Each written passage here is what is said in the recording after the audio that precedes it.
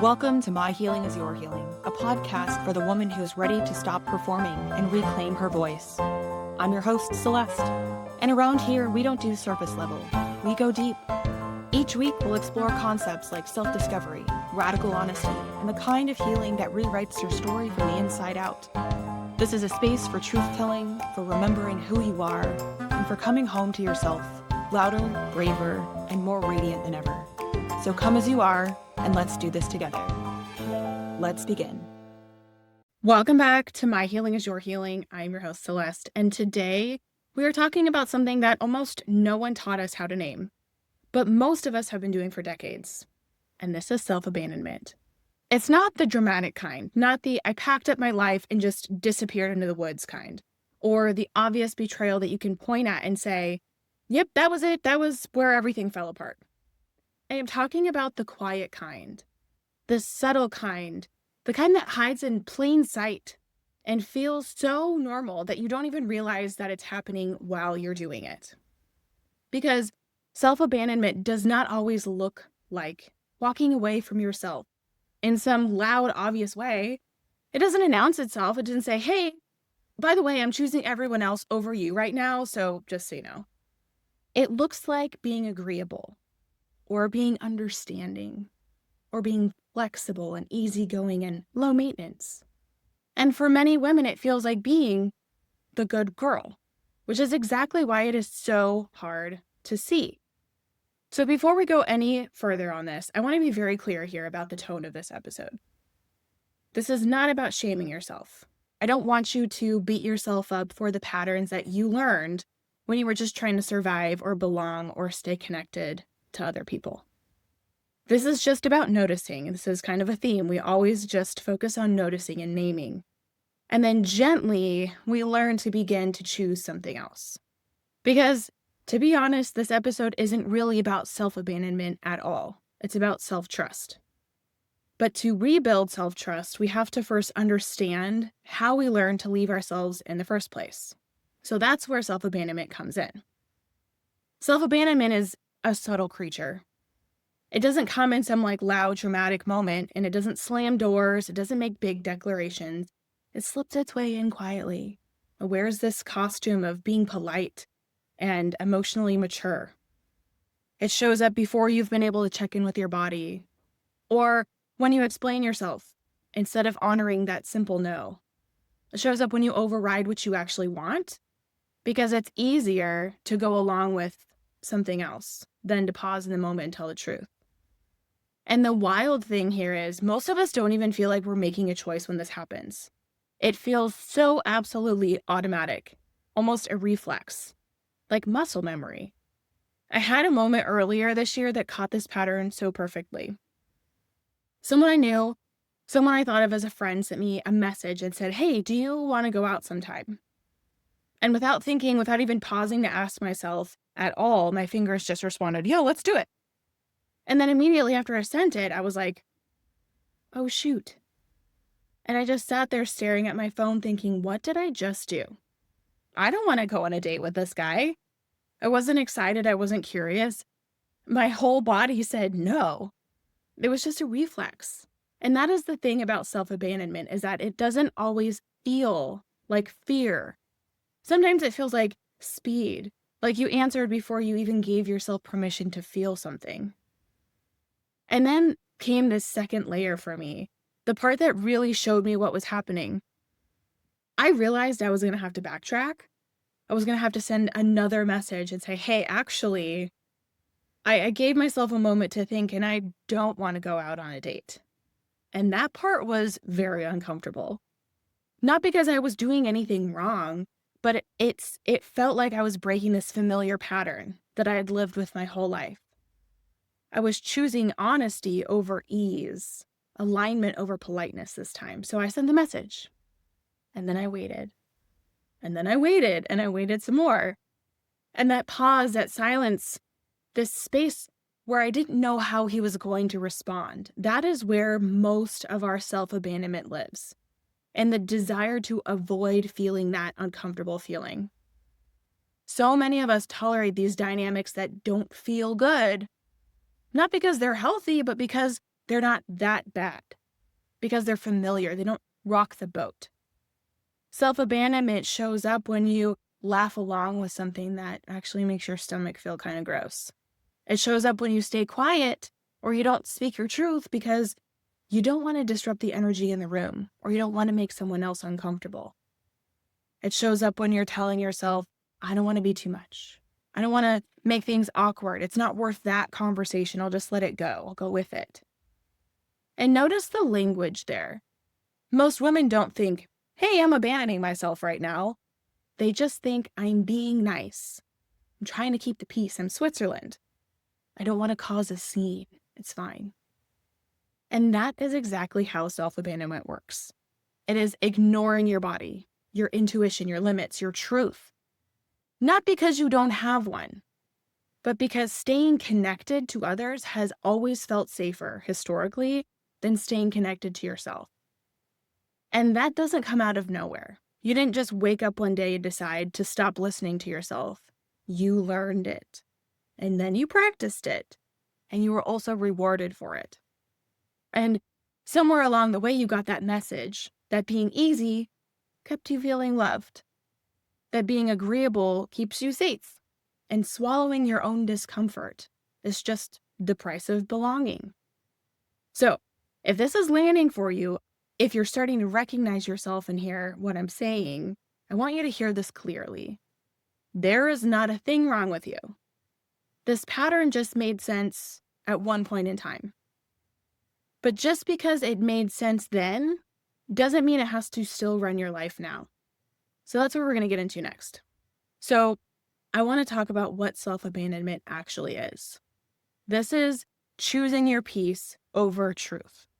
And I want to be really clear here because this is the point where some people sometimes misunderstand this work. This is not being aggressive or confrontational or harsh or blowing things up every time you feel discomfort in a situation. It's not turning every moment into a boundary-setting TED Talk either. This self-abandonment concept lives in these small moments, these quiet ones.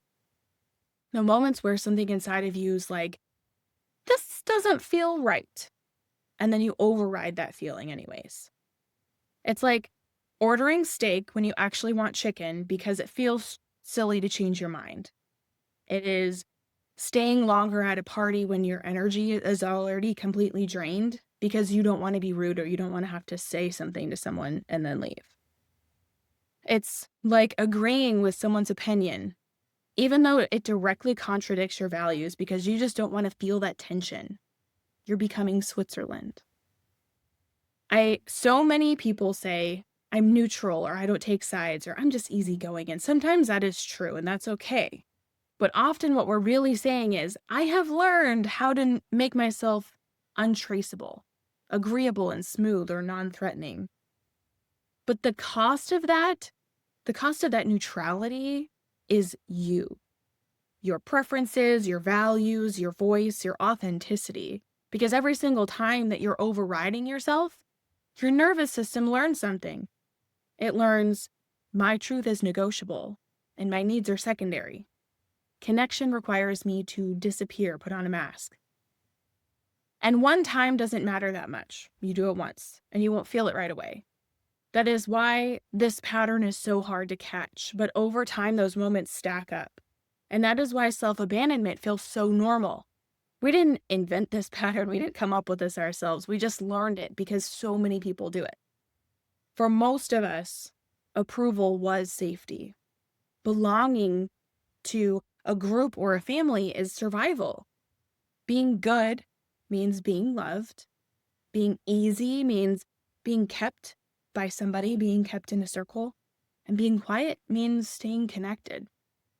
And somewhere along the way, consciously or unconsciously, we learned that having our own needs was risky. That taking up space could cost us that closeness that we so deeply want. And that honesty might lead to some kind of rejection or conflict or being misunderstood. And for a while, this strategy worked because, we kept us included. It kept people liking us. It kept us safe in rooms where being ourselves didn't feel safe yet. But the cost always comes later. It always shows up. It shows up as anxiety that just doesn't calm down in your body, no matter how much reassurance you get from anybody else. It shows up as this resentment that leaks out sideways in all these random sarcastic remarks, or withdrawing from conversation, or withdrawing from friendships, or just being so exhausted. You wake up and you feel like you had a good night's sleep, but then you wake up and you're so tired still. It shows up as this quiet identity loss, where you start asking yourself, who am I actually? What do I even want? How did I get here? And eventually that turns into burnout. That moment where you think, I cannot possibly keep doing this. And that moment is not a failure. That is your nervous system telling you the truth. It's your body saying this pattern is something we can no longer sustain. Because when you leave yourself enough, your body keeps the score. You start to feel numb or disconnected. And that turns into irritability or feeling overwhelmed. You second guess every decision that you make, and you don't trust your instincts anymore. So then you wind up looking outside of yourself for validation, for direction or permission. And here is the cruel irony in that. The more you abandon yourself to stay connected to everyone else, the less connected you actually wind up feeling. Because connection without authenticity is not connection. It is loneliness. It is being surrounded by so many people and still feeling unseen. It's like you're being liked, but not known. You're being included, but not met fully.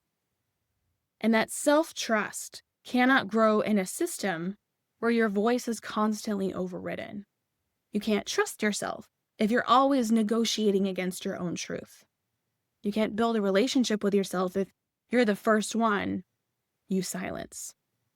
There is no soil for self-trust to grow if you keep pulling it up by the roots. And this is why healing self-abandonment isn't about becoming louder or tougher or more assertive overnight. It is about learning to stay with yourself and your truth. To pause, to listen internally, and to notice that the moment your body speaks, and choose not to leave yourself there in that moment. So you're probably asking me, what does it actually look like to stay with yourself? It's not dramatic or big, no big declaration. It doesn't start with you just blowing up your life or suddenly becoming that person who says everything in their mind that's ever been swallowed. It actually starts very small. It starts in the pause. The pause before the automatic yes just leaves your mouth, or the pause before you over-explain yourself. The pause before that familiar reflex to smooth or soften or accommodate or disappear and wear the mask. Staying with yourself looks like asking yourself honestly, is this actually a yes for me? Is this aligned with what I want right now? Is this coming from truth or from a habit that I've been doing for years? And this is the part that we don't talk about enough. Staying with yourself will create discomfort. Because the moment that you stop abandoning yourself, you stop managing other people's reactions. You stop trying to control how they feel, how they respond, or whether they stay or feel comfortable.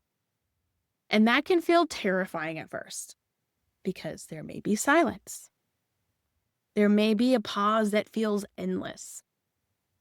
There may be disappointment on the other side of your truth.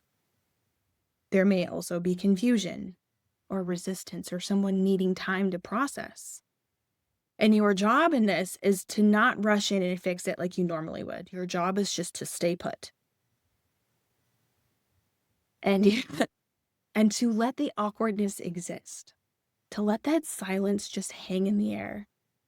And to let someone else feel what they're going to feel without making that your responsibility. And this is where so many women panic, because we are taught that discomfort means danger. That if someone else is unhappy, we must have done something wrong. But in this sense, discomfort is not danger. Discomfort is just information. It is your nervous system recalibrating, or your body learning that you can tell the truth and still survive it. It is proof that you are doing something new. And learning how to tolerate that discomfort is how your self-trust is built. Because every time that you stay with yourself, instead of retreating, your body learns, I can do hard things. I can sit in uncertainty. I can survive being misunderstood. I can choose myself and remain connected to myself. And this is where the alignment comes in. Self-trust is not about being fearless. You're never going to feel ready before you say your truth. But it's about choosing alignment even when approval isn't guaranteed from someone else. It's asking yourself, am I staying in this because it's true for me or because I want to be liked? Am I avoiding this thing because it's wrong or because I'm afraid of losing connection? Or am I saying yes out of desire or out of obligation? And yes, choosing yourself may start to change dynamics. Some people won't like this new version of you. Some relationships won't survive this new shift. Some connections were only possible because you were disappearing inside of them. And that can hurt. But the relationships that do remain will be real. They will be grounded. They will meet you where you are, not where you're performing to be. And more importantly, you will be real to yourself. You will no longer have to wonder who you are or what you want, because you'll be practicing staying with yourself in real time. You'll also not have to wonder if those people like you for who you are or for the mask that you're pretending to wear. So let's make this practical. This is your toolbox for the week.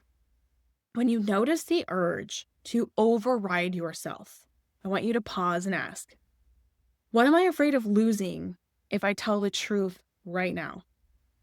Is it approval, belonging, connection, being seen as difficult or disappointing? I just want you to name it. You do not even have to fix it. You don't have to act on it. You don't have to confront anyone. But I want you to start recognizing these moments where you're abandoning yourself, because naming that fear loosens its grip. You're saying, I see you. I'm not going to let you drive this time.